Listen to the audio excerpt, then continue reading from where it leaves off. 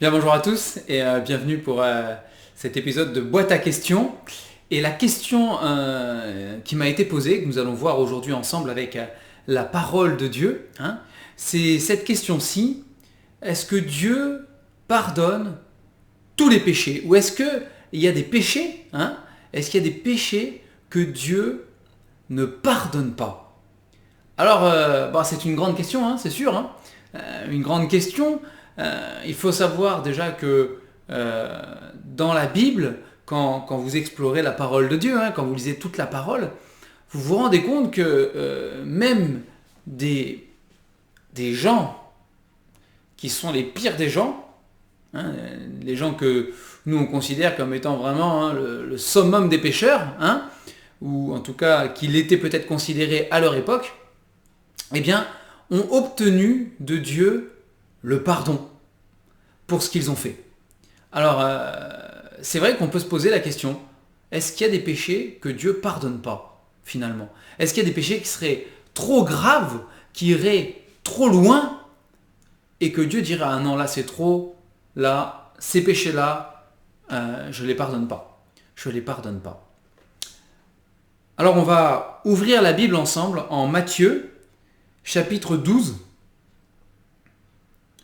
Matthieu chapitre 12, et on va lire ensemble les versets 24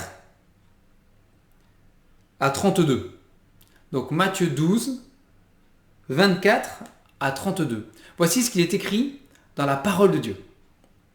Les pharisiens, ayant entendu cela, donc ils ont entendu Jésus, en fait Jésus, dans le contexte si vous voulez, Jésus a guéri un démoniaque, il a chassé un démon, il a guéri un démoniaque qui était aveugle et muet, donc il lui a rendu la vue, et il lui a rendu aussi la parole. Et donc il était aveugle et muet, lui non pas à cause d'une maladie, pour cet homme-là en tout cas, c'était pas à cause d'une maladie, c'était parce qu'il y avait un démon.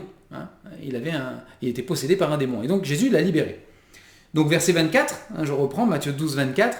Les pharisiens, ayant entendu cela, dire « Cet homme ne chasse les démons que par Belzébul, prince des démons. » Comme Jésus connaissait leurs pensées, il leur dit « Tout royaume divisé contre lui-même est dévasté, et toute ville ou maison divisée contre elle-même ne peut subsister. Si Satan chasse Satan, il est divisé contre lui-même. Comment donc son royaume subsistera-t-il?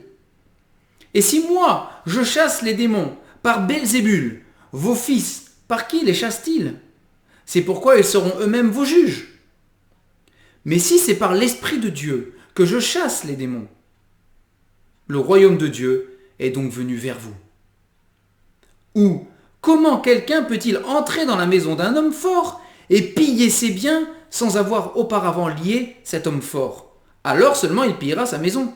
Celui qui n'est pas avec moi est contre moi, et celui qui n'assemble pas avec moi disperse. C'est pourquoi je vous dis, verset 31, c'est pourquoi je vous dis, tout péché et tout blasphème sera pardonné aux hommes. Mais le blasphème contre l'Esprit ne sera pas pardonné. Quiconque parlera contre le Fils de l'homme, il lui sera pardonné. Mais quiconque parlera contre le Saint-Esprit, il ne lui sera pardonné ni dans ce siècle, ni dans le siècle à venir.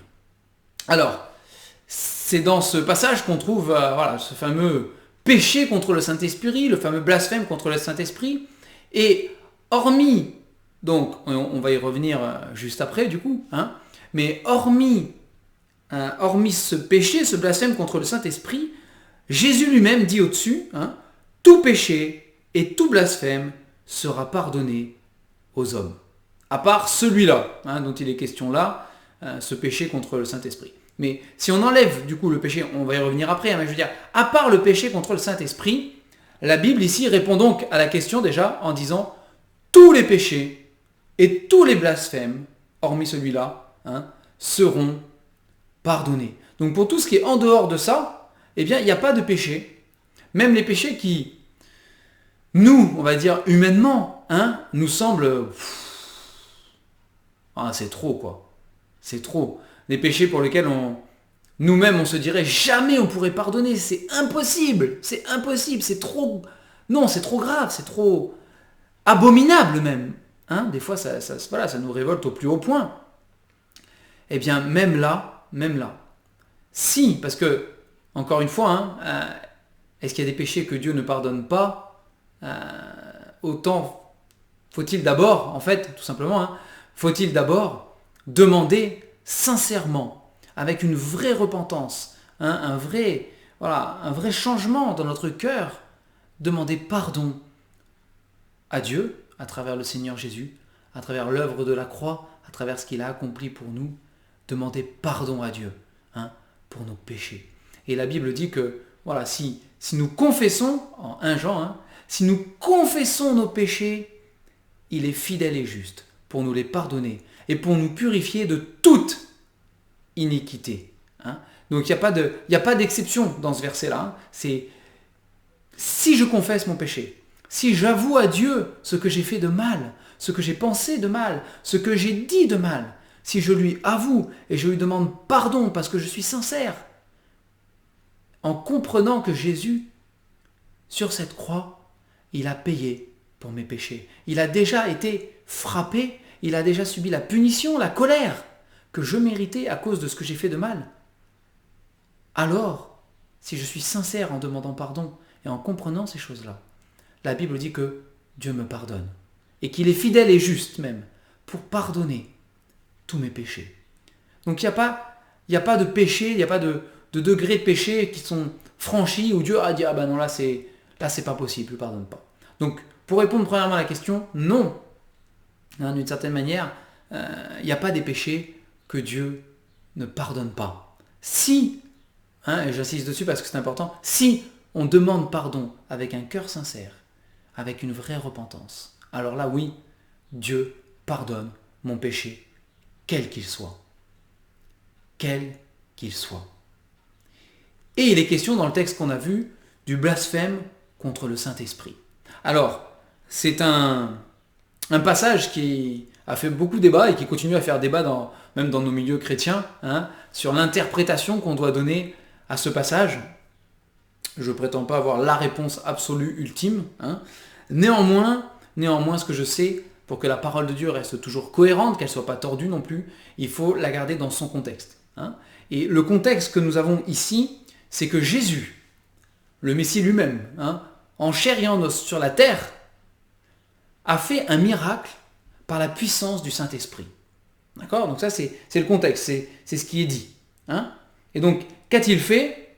Eh bien, il a guéri, on l'a vu, donc c'est, si vous voulez lire ça chez vous, vous pouvez le lire, vous pouvez lire les versets 14 à 23 de Matthieu 12 et vous aurez tout le contexte qui est là. Vous avez et même si vous voulez vraiment le contexte, vous pouvez lire à partir du verset 9. Mais vous avez un miracle de Jésus, public, en face de pharisiens qui sont là et qui cherchent absolument un moyen de faire mourir Jésus. Ils cherchent un moyen d'accuser Jésus pour pouvoir le condamner. D'accord ? Et donc, il y a une foule qui est là, Jésus guérit tous les malades, et à un moment, on lui amène donc un homme possédé, comme j'ai dit au début, il avait un esprit démoniaque qui le possédait, cet homme, et qui le rendait infirme. Et Jésus va chasser le démon qui est dans cet homme, et du coup, cet homme va retrouver, ici, donc il était aveugle, il est dit, muet et aveugle, voilà les deux, donc il retrouve la parole et il voit de nouveau. Et quand les pharisiens voient ça, on l'a lu tout à l'heure, quand les pharisiens voient ça, ils disent « Ah là là, la puissance qu'a cet homme, elle vient pas de Dieu, elle vient pas de l'esprit de Dieu, elle vient de Satan lui-même. Cet homme est un représentant de Satan et c'est par le pouvoir de Satan qu'il opère ces choses. » Et donc, dans le contexte, ce qui se passe, c'est que la puissance du Saint-Esprit qui a libéré cet homme, n'est-ce pas ? Cette puissance, au lieu d'être attribuée par ces hommes-là, par les pharisiens, ici, au lieu d'être attribuée par ces hommes à l'Esprit de Dieu, elle est attribuée à Satan. Et dans ce sens-là, Jésus dit c'est un blasphème. Vous blasphémez. Le royaume de Dieu, c'est ce qu'il dit ici, le royaume de Dieu, il est venu jusqu'à vous.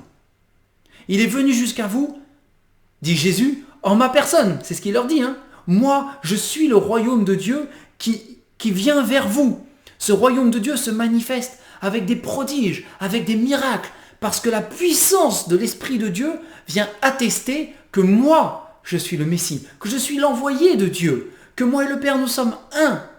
Tout cela est attesté par la puissance du Saint-Esprit qui agit et qui libère, qui chasse les démons, qui ressuscite les morts même, dans d'autres occasions. Et toute l'œuvre de Jésus, ici, parce que là on parle d'un miracle, mais ce que les pharisiens reprochaient à Jésus, ce n'était pas juste un miracle, c'était tout ce qu'il faisait et tout ce qu'il disait. Et donc ils sont en train d'attribuer, ces hommes-là, sont en train d'attribuer donc à la puissance de l'Esprit, d'attribuer la puissance de l'Esprit, ils l'attribuent à Satan. Ils disent que Jésus, finalement, est un envoyé de Satan, qu'il opère toutes ces choses avec la puissance de Satan. Et là, Jésus dit, ça vous sera pas pardonné. Ça, c'est pas pardonnable. Il dit, à la rigueur, vous pouvez parler mal de moi. Et c'est ce qu'il dit. Quiconque parlera, verset 32, quiconque parlera contre le Fils de l'homme, c'est Jésus, il lui sera pardonné. Et si vous avez rencontré le Seigneur, peut-être ça s'applique plus à ceux qui ont rencontré Jésus plus tard dans leur vie, qui n'ont peut-être pas grandi dans une famille chrétienne. Peut-être qu'il vous est arrivé, avant de connaître le Seigneur, de vous moquer de Jésus. Beaucoup de gens se moquent de Jésus. Regardez, même dans les médias, dans les émissions, dans les films, dans les séries, on se moque de Jésus. On parle mal contre Jésus. Il est parfois caricaturé. Parfois, pour nous qui sommes enfants de Dieu, bien sûr, c'est choquant de voir ces choses-là. Mais pour le monde, c'est banal, c'est normal. Ils se moquent de Jésus comme ils se moquent de n'importe qui, n'importe quel autre religieux sur la planète. Pour eux, ils ne voient pas la différence. Et Jésus dit oui. Les hommes parlent mal contre le Fils de l'homme, mais ça peut leur être pardonné. S'ils demandent pardon, et qu'ils se repentent sincèrement, alors même d'avoir blasphémé contre Jésus, ce sera pardonné. Blasphémer contre le Père, ce sera pardonné. Et dans notre société, encore une fois, combien de fois on a des personnes qui blasphèment contre Dieu, blasphèment contre Dieu, il y en a plein. Et j'ai envie de dire, la majorité des personnes qui blasphèment contre Dieu sont en fait des athées, ou des incroyants. Mais Dieu dit, ici Jésus dit, en ce qui concerne le Saint-Esprit, c'est différent. C'est différent. Parce que si vous attribuez à Satan l'œuvre du Saint-Esprit, Jésus dit, ça c'est pas pardonnable. C'est pas pardonnable. Pourquoi ? Parce que pour attribuer à Satan l'œuvre de l'Esprit, déjà, il faut être conscient d'une chose. Il faut être conscient d'une chose, c'est que le Saint-Esprit existe. Le Saint-Esprit existe. Il faut croire que Dieu existe du coup. Il faut croire que Satan existe aussi. Et avec toutes ces prérogatives, avec tous ces points déjà ancrés, en sachant tout cela, on dit, c'est dire, ce qui est fait avec la puissance du Saint-Esprit, ce que Jésus peut accomplir, parce que dans ce contexte-là, on est avec Jésus ici, ce que Jésus peut accomplir par la puissance du Saint-Esprit, il le fait par la puissance de Satan. Alors là, je m'adresse à vous qui êtes enfants de Dieu. Est-ce que vous croyez vraiment que c'est possible qu'un enfant de Dieu dise que Jésus, plutôt, on va le prendre dans ce sens-là, est-ce que vous croyez que c'est possible en tant qu'enfant de Dieu, né de nouveau, ayant le Saint-Esprit qui vit en nous, est-ce que vous croyez que c'est possible de dire ce que Jésus fait par l'œuvre du Saint-Esprit, en fait, il le fait par la puissance de Satan. Jamais on pourra faire une chose pareille, n'est-ce pas ? Donc si vous êtes enfant de Dieu, rassurez-vous, c'est un péché que de toute façon, un enfant de Dieu ne peut pas commettre. Le blasphème contre le Saint-Esprit, C'est impossible de dire que Jésus opère les miracles, hein, opère des prodiges, opère ses résurrections, c'est tout ce qu'il a fait là, hein, de dire ça c'est par la puissance de Satan qu'il le fait. C'est incroyable, c'est pas possible. Si vous êtes enfant de Dieu, c'est pas possible. C'est pas possible. Et encore une fois, même les inconvertis finalement, hein, même ceux qui ne connaissent pas Dieu, qui n'ont pas cette voilà, comment voulez-vous même qu'ils pêchent de cette manière-là contre le Saint-Esprit, alors qu'ils ne croient même pas que le diable existe. Ils ne croient même pas que Dieu existe, ils ne croient pas que le Saint-Esprit existe. C'est pécher de cette manière-là, en tout cas si on tient compte du contexte, hein, si on reste dans le contexte. Pécher de la manière des pharisiens, j'ai envie de dire, faut être un pharisien quoi. Faut être un pharisien, il faut voir Jésus opérer un miracle, il faut être convaincu que le Dieu de l'Ancien Testament, au moins, hein, c'est la vérité, c'est le seul Dieu qui existe, parce que ça, ils en étaient sûrs. Hein. Pour les pharisiens, alors même s'ils étaient complètement dans leur tradition, dans leur religion, dans leur hypocrisie et dans toutes ces choses, n'allez pas croire, ils étaient convaincus que le Dieu de l'Ancien Testament, il s'était révélé au peuple d'Israël, et c'était leur Dieu. Donc il faut être convaincu que le Dieu créateur, c'est le vrai Dieu, et il faut dire, Jésus, il opère les miracles par la puissance de Satan. Il faut être convaincu que Satan existe. Donc, si vous n'êtes pas un pharisien, hein, si quelqu'un n'est pas un pharisien vraiment, je veux dire, il ne peut pas déjà. C'est pas possible. Et d'ailleurs, nulle part ailleurs dans les Écritures, hein, on voit quelqu'un qui peut blasphémer contre l'esprit comme ça. C'est à ce point-là, on le trouve nulle part ailleurs dans la Bible. Les seuls cas rapportés, ce sont les pharisiens. Il n'y en a pas d'autres. Parce que c'était eux qui avaient cette connaissance, ils étaient convaincus de Dieu, du diable, et parce qu'ils rejetaient Jésus-Christ comme étant l'envoyé de Dieu, comme étant le Fils de Dieu, comme étant le Messie, hein, ils ne pouvaient pas imaginer que Jésus était Dieu lui-même, venu sur la terre pour sauver les hommes. Et parce qu'ils rejetaient cette idée de Messie, ils préféraient encore être aveuglés au point de dire « Non, cet homme fait tous ces miracles et toutes ces choses par la puissance de Satan. » Alors Jésus leur répond, hein, et il leur dit « Mais c'est absurde ce que vous dites. Si moi, je chasse Satan par la puissance de Satan, Satan est divisé contre lui-même, c'est ridicule, ça n'a pas de sens. » Mais eux, ils n'étaient pas dans quelque chose de raisonné, n'est-ce pas? Ils étaient dans leur haine, dans leur colère, hein, dans leur rejet de Jésus-Christ. Ils ne supportaient pas que Jésus-Christ puisse être le Messie. Et au verset 14 du chapitre 12 de Matthieu, il est dit « Les pharisiens sortirent et se consultèrent sur les moyens de le faire périr, hein, de le faire mourir. » Donc vous voyez dans quel état d'esprit déjà étaient les pharisiens. Ils voulaient tuer Jésus. Ils voulaient tuer Jésus. Et donc, c'est cela ici le blasphème, hein, ou contre le Saint-Esprit. Et c'est là qu'il est dit, voilà, quiconque parlera contre le Saint-Esprit, hein, ou le blasphème contre l'Esprit au verset 31 ou au 32, ne sera pas pardonné. Donc, hormis ce péché-là, qui est quand même très précis, très caractérisé, hein, par un ensemble de choses qu'on vient de voir, hormis celui-là, tous les péchés seront pardonnés. C'est ce que dit Jésus.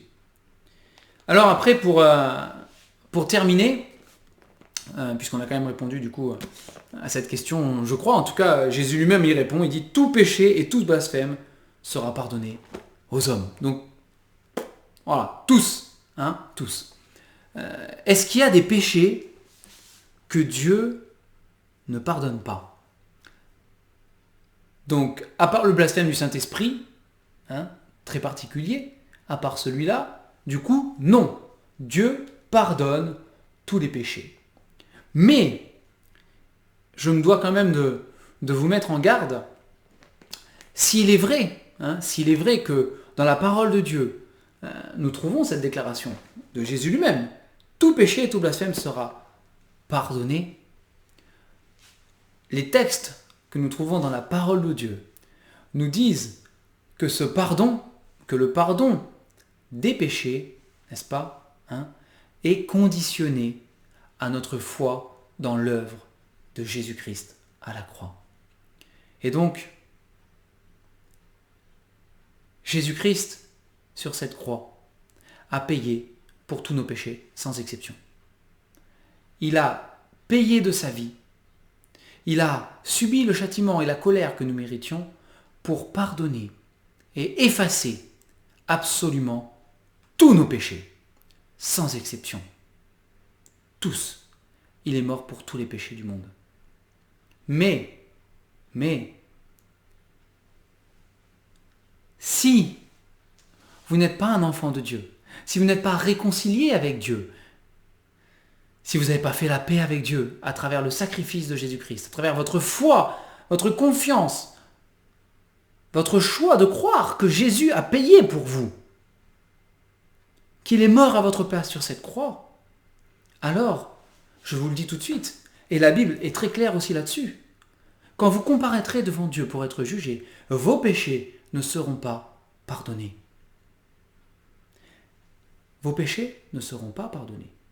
Vous serez jugé, dit la parole de Dieu, et vous serez condamné pour toujours, parce que vous n'avez pas cru que Jésus-Christ était votre sauveur, parce que vous n'avez pas cru que sur cette croix, il a payé à votre place la colère que vous méritiez, la condamnation que vous méritiez, que je méritais. Il l'a prise sur la croix, à notre place, à la vôtre et à la mienne. Et du coup, si vous n'avez pas reconnu qu'il a fait ça parce qu'il vous aime et pour vous sauver, si vous n'avez pas demandé pardon pour vos péchés, si vous n'êtes pas né de nouveau, si vous n'avez pas reçu l'Esprit de Dieu dans votre vie, du coup, le jour où vous avez demandé pardon pour tous vos péchés, alors oui, vos péchés ne seront pas pardonnés. La Bible dit que Jésus est mort pour tous. C'est ce que la Bible déclare. Jésus est mort pour tous. Il a payé pour tous. Mais ce ne sera valide, si vous voulez, ce ne sera validé, ce ne sera valable que, dit la Bible, pour ceux qui ont cru et placé leur foi en Jésus-Christ. La Bible dit en Jean chapitre 3 verset 16 que Dieu a tant aimé le monde qu'il a donné son Fils unique, c'est Jésus-Christ, afin que quiconque croit en lui ne périsse pas, mais qu'il ait la vie éternelle. Et dans la première épître de Jean, il nous est dit que celui qui a le Fils a la vie. Celui qui n'a pas le Fils de Dieu n'a pas la vie. Et s'il n'a pas la vie, c'est que ses péchés ne seront pas pardonnés. Donc, oui, Jésus pardonne tous les péchés, sauf le blasphème du Saint-Esprit particulier. Mais à part celui-là, Jésus pardonne tous vos péchés, parce qu'il vous aime. Mais pour que ce soit effectif, il faut lui demander. Il faut lui demander pardon. Il faut placer notre foi, notre confiance absolue dans ce qu'il a fait pour nous à la croix. Et alors, il pardonne. Et je recite ce verset dans la première épître de Jean. Il dit que si nous confessons nos péchés, il est fidèle et juste pour nous les pardonner et pour nous purifier de toute iniquité. Si vous êtes enfant de Dieu, je voudrais rajouter ceci pour vous. Prenez garde. Prenez garde à la sournoiserie de Satan. De la même manière qu'il est venu voir Adam et Ève dans le jardin d'Éden et qu'il leur a murmuré à l'oreille « Dieu a-t-il réellement dit ?» De la même manière, il viendra murmurer à votre oreille et aux oreilles de tous, il ira murmurer « Dieu a-t-il vraiment dit qu'il pardonnait tous les péchés ?» Quand même, c'est pas un peu gros ça? Tous les péchés? Il y a quand même certains péchés, c'est pas possible que Dieu les pardonne. C'est pas possible. C'est pas possible. Prenez garde à cela. Ça, c'est Satan lui-même qui cherche à vous déstabiliser, qui cherche à vous faire douter, à remettre en question le pardon que Dieu accorde pleinement, généreusement, gratuitement à ceux qui demandent avec foi. Parce que si Satan arrive à remettre ça en question, il fait s'écrouler votre foi. Il fait s'écrouler votre vie avec le Seigneur. Alors prenons garde à ça. Oui, Quoi que vous ayez fait, Jésus a payé pour vous pardonner. Demandez-lui pardon. Recevez son pardon. Recevez la paix dans votre cœur. Soyez libérés du fardeau de vos péchés, de la culpabilité de vos péchés, de cette condamnation qui pèse sur vous, hein, de, comme dit la Bible, ce trésor de colère qui s'amasse, hein, dans le ciel pour le jour du jugement de Dieu. Soyez libérés de tout ça. Trouvez la paix en acceptant que Jésus-Christ ait payé pour tous vos péchés sans exception et en lui demandant de vous sauver. Il le fera comme il l'a fait pour beaucoup d'entre nous, parce qu'il est fidèle et juste pour le faire. Que le Seigneur vous bénisse. À bientôt.